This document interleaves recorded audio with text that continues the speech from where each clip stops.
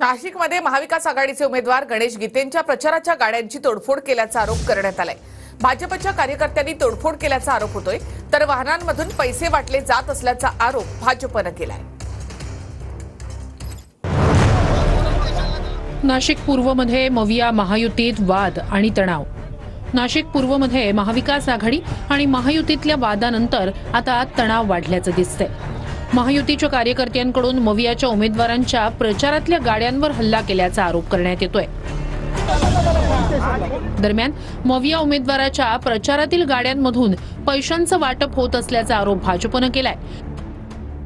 तर निवडणूक खालच्या पातळीवर जाऊन पोहोचली आहे। प्रचाराच्या गाडीत पैसे होते तर पोलिसांनी गाडी चेक केली नाही का? पैसे वाटण्याची गरज त्यांना आम्हाला नाही, असं मवियाचे उमेदवार गणेश गीते म्हणालेत। आज जेव्हा त्यांचे भाऊ आणि त्यांचे सहकारी पैसे वाटत होते तेव्हा नागरिकांनी तिथल्या त्यांना पकडलं आणि तिथे जेव्हा काही मुलं गेले तेव्हा तिथं ऑडिओ आपलं व्हिडिओ क्लिप आहे की गणेश गीते यांच्या त्या कार्यकर्त्यांना आणि भावाला पोलिसाच्या ताब्यात द्या, पोलीस येऊन गाडीत बसतानाचे व्हिडिओ आहे। कुठेतरी सिंपथी मिळवायची यासाठी हा चाललेला एक बालिश खटाटोप आहे। ज्याने हे उद्योग केले, माझी गाडी जर पोलीस स्टेशनला आणली, पैसे वाटत होते तर मग पोलिसांनी गाडी चेक केली नाही का माझी? त्यांनी माझी गाडी चेक करावी ना। माझ्या गाडीत काही सापडले का 2-4 कोटी, 5,000, 10,000 बघून घ्यायचे ना। पैसे वाटण्याची गरज त्यांना पडेल, कारण पैसे भारतीय जनता पार्टी पुरवते। मी पण 10 वर्ष तिथं होतो ना। दरम्यान इथल्या प्रकारानंतर स्वतः सुप्रिया सुळे पोलीस आयुक्तालयात पोहोचल्या। झालेल्या प्रकाराची सुळेंनी माहिती घेतली।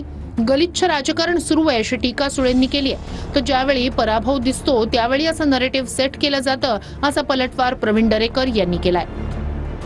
आपण महाविकास आघाडीच्या पदाधिकारी नेत्यांना नेमकं काय सांगाल? अजून 3 ते 4 दिवस काय सांगणार? आम्ही शांततेच्या मार्गाने, आम्ही संविधान करूनच काम करतो। प्रॉब्लेम आमचा नाहीये, प्रॉब्लेम सत्तेत असलेल्या भारतीय जनता पक्ष आणि त्यांच्या मित्र पक्षाचा आहे। आम्ही ना असलं गलिच्छ राजकारण कधी केलं आणि कधी करणारही नाही। ज्या वेळेला पराभव समोर दिसतोय त्यावेळेला अशा प्रकारचं नॅरेटिव्ह सेट करण्याचा प्रयत्न सुरू होतो। जसं पाऊस येणार असेल की डराव बेडूक करतात, म्हणजे आपल्याला पावसाची चाहूल त्या ठिकाणी लागते। तसं पराभव हा निश्चित झालाय हे सुप्रियाताईंना कळून चुकलंय।